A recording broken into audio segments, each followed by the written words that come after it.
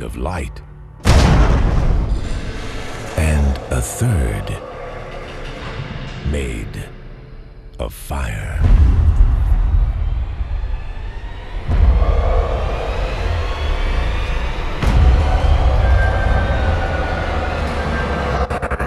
Iblis itu adalah dari bangsa jin. Surat apa itu? Surat Al-Kahfi. Bukan mentang dari jin lalu langsung di surat Al-Jin. Di surat Al-Kahfi Allah sampaikan bahwa iblis itu sebenarnya adalah asalnya bangsa jin yang sangat soleh dan taat. Dia sangat soleh, betul-betul soleh, taat. Tidak ada dosa yang dilarang Allah yang tidak mereka kerjakan. Hobi menumpahkan darah di mana-mana, membuat kerusakan di muka bumi. Lalu Allah Subhanahu wa taala utus para nabi-nabi, malah dibantainya nabi-nabi. Nabi-nabi dari bangsa jin juga ya, dibantai oleh mereka, dibunuh oleh mereka. Sampai pada limit terakhir, Allah perintahkan seluruh malaikat bala tentara tempur dari langit turun ke bumi. Habisi seluruh jin yang ada. Bumi akan diganti dengan penghuni baru. Ya, bangsa jin sudah out of order. Ya, sudah nggak layak lagi untuk menjadi pemimpin dan pemakmur bumi. Disuruh malaikat-malaikat turun, malaikat-malaikat tempur. Walillahi junudus samawati. Allah memiliki bala tentara di langit, disuruh turun untuk ngabisin bangsa jin. Tahu enggak Bapak Ibu, siapa yang diangkat oleh Allah menjadi panglima perang? Namanya waktu itu belum iblis ya, namanya ketika itu masih Azazil. Ini adalah kitab tafsir Al-Hafiz Ibnu Katsir ya. Namanya saat itu masih bernama Azazil. Jangan kasih nama anaknya Azazil nanti. Lalu turunlah panglima perang ini, yaitu Azazil, dengan memimpin seluruh malaikat-malaikat tempur. Semua bangsa jin yang ada di muka bumi diratakan, dibunuh. Yang dibiarkan hidup oleh Allah adalah yang melarikan diri sembunyi, masuk ke gua-gua, masuk ke hutan, sembunyi di pulau-pulau, dibiarkan oleh Allah, jangan dikejar, biarkan saja mereka tersisa hidup. Nah, ini cikal bakal calon pelanjut bangsa jin ke depan ya. Lalu setelah selesai, malaikat-malaikat tempur kembali naik. Azazil juga naik ke atas. Bapak Ibu, Allah kemudian menyampaikan kepada mereka semua, inni ja'ilun fil ardi khalifah. Saya punya misi akan menciptakan pengganti baru yang akan memakmurkan bumi. Iblis merasa bangsanya sendiri sudah dihabisi, sekarang diganti, jadi nggak nyaman dia, diganti dengan makhluk baru. Dia coba hasut para malaikat yang ada, si Azazil ini, sampaikan pada Allah, nanti akan terulang kembali kisah lama. Orang akan menumpahkan darah, buat kerusakan, ya kayak lama-lama aja. Ya udahlah, kita aja lah, kita aja makhluk Allah, khusus nyembah Allah. Bahasa Azazil ini disampaikan oleh malaikat kepada Allah. Qalu ataj'alu fiha man yufsidu fiha wa yasfiku ad-dima wa nahnu nusabbihu bihamdika wa nuqaddisu lak. Qala inni a'lamu ma la ta'lamun.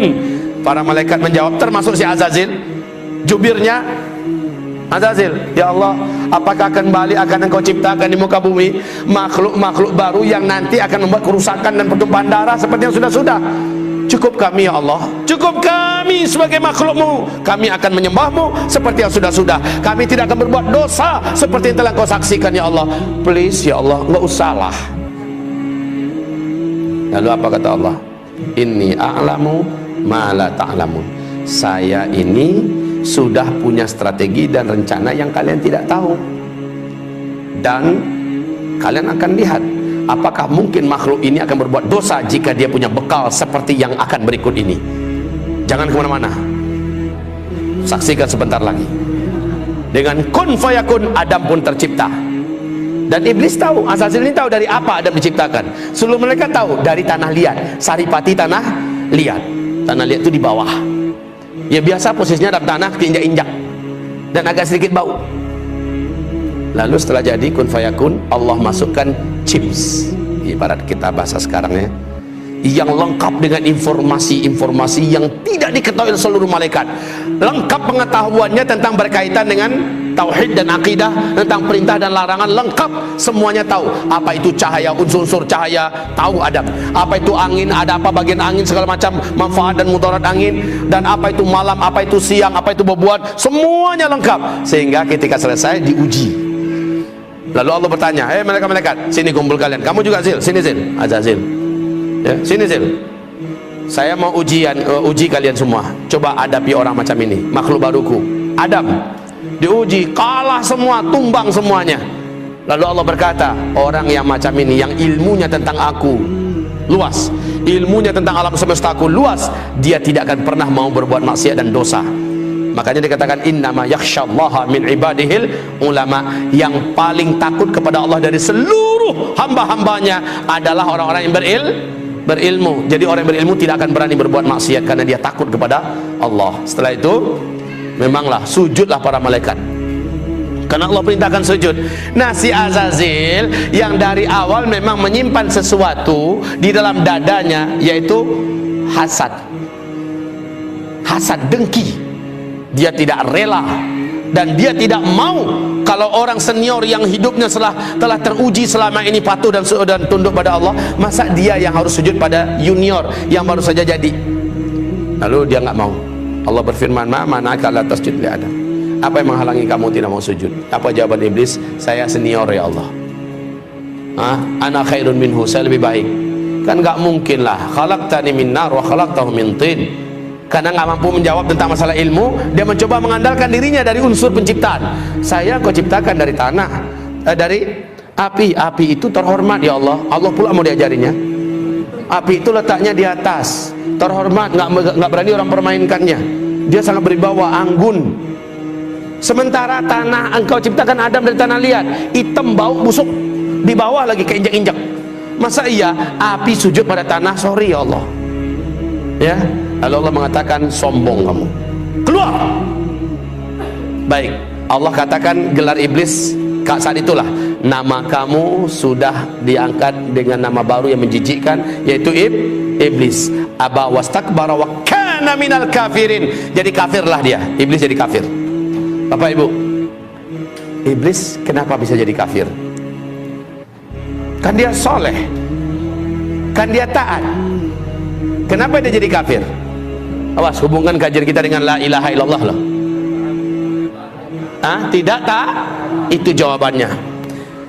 Apakah iblis dibolehkan masuk surga? Lan tadkhulaha abadan. Engkau sekali-kali tidak akan berhak menjadi ahli surga selama-lamanya. Iblis punya kunci enggak? La ilaha illallah. Iblis yakin enggak dengan Allah? Pasti. Iblis mengimani Allah tidak? Pasti, ya kan? Pasti. Tapi iblis punya kunci enggak? La ilaha illallah. Punya enggak? Punya. Cuma sayang patah salah satu giginya. Disuruh sujud kepada Adam, dia tidak mau. Bukankah salah satu gigi daripada gigi-gigi la ilaha illallah adalah wajib mengikuti perintah-perintah Allah dan mentaati larang-larang Allah? Wajib. Iblis di situ nggak mau. Sujud kepada Adam itu nggak mau dia. Satu saja syarat Allah yang ditolaknya menjadikan dia dikatakan Allah kafir. Awas, ini zaman banyak nggak orang menolak ayat Allah. Ini zaman banyak tidak orang menolak syariat Allah. Banyak. Ini zaman banyak tidak ulama-ulama kiai-kiai yang berani-beranian melecehkan, menghina, menyudutkan ayat-ayat Allah. Banyak tidak? Banyak. Nasib orang itu bagaimana menurut Allah? Sama nggak dengan iblis? Buka surat Muhammad ayat 8 ayat 9. Surat 47 ayat 8 ayat 9. Allah katakan dalam ayat itu, siapa yang membenci satu saja di antara ayat Allah, kafir dia. Satu saja ayat Allah dia benci, dia tolak, dia musuhi, kafir dia. Kayak iblis. Iblis satu saja perintah Allah ditolaknya, maka iblis menjadi kafir.